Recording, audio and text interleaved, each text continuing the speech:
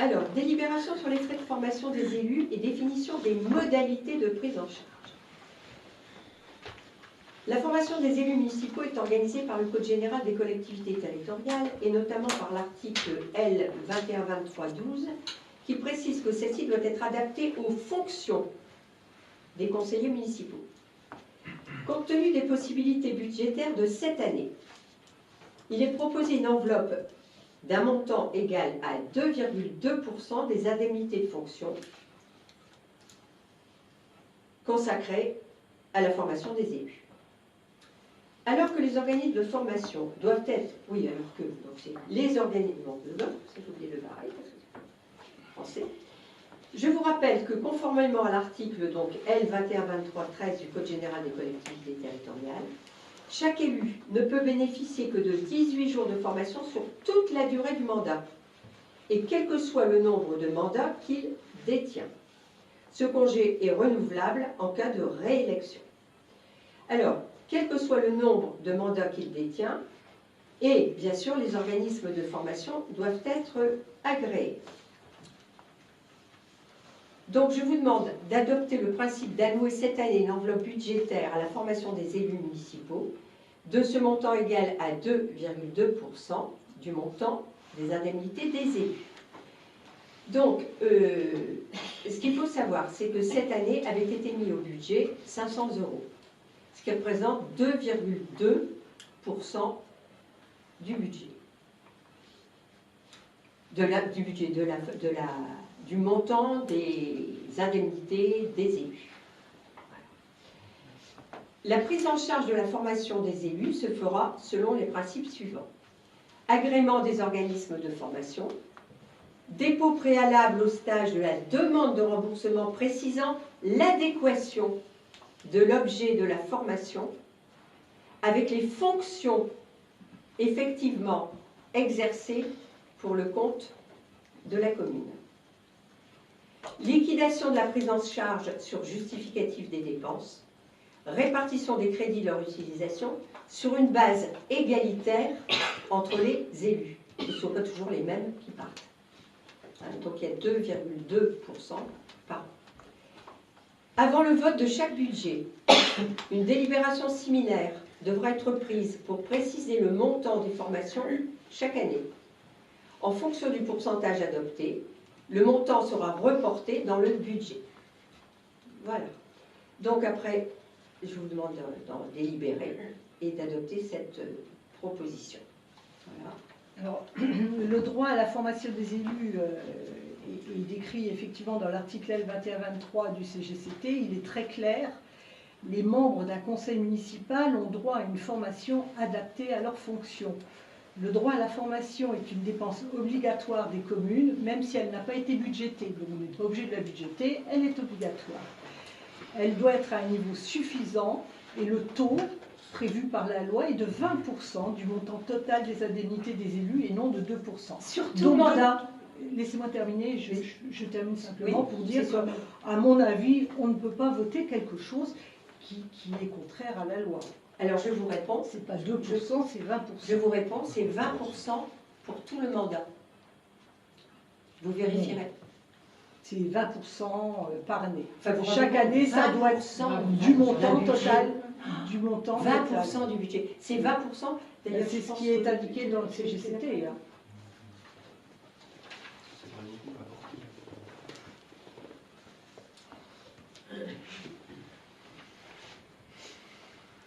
Parce que là, je l'ai à l'article.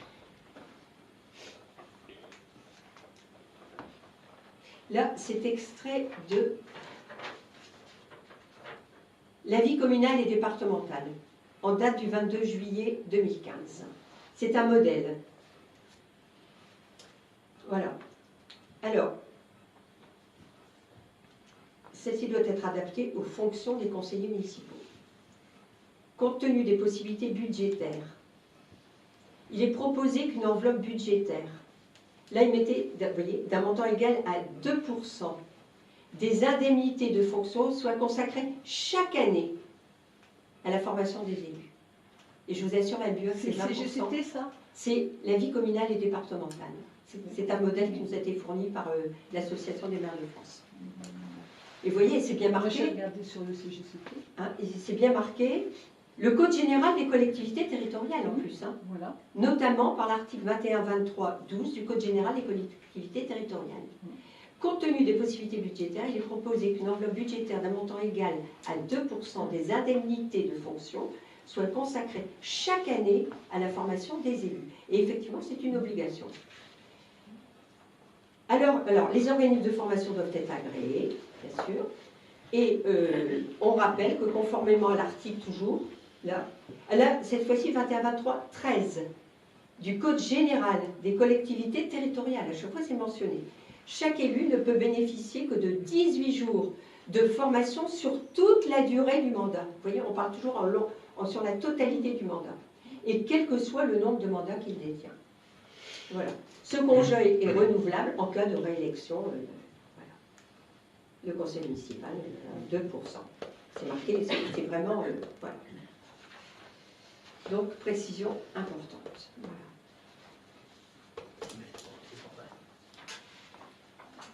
Donc, et puis, je pense qu'il est démocratique que ce soit réparti d'une façon égalitaire. C'est-à-dire que ce ne soit pas toujours les mêmes qui aillent suivre un stage. Je crois que vous en avez suivi un, Madame Buat. Oui, oui.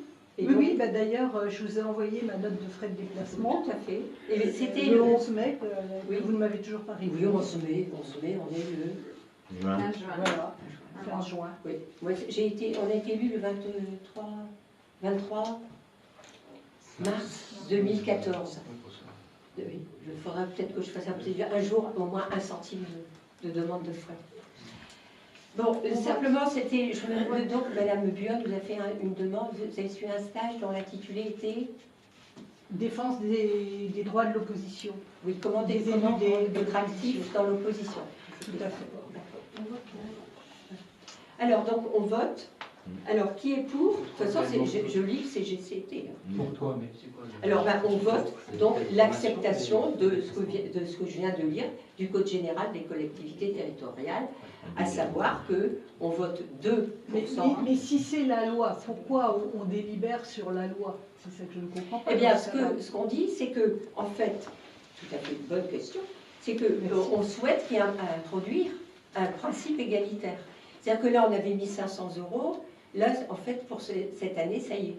Vous avez 250 € de frais de route et 250 € de frais de formation.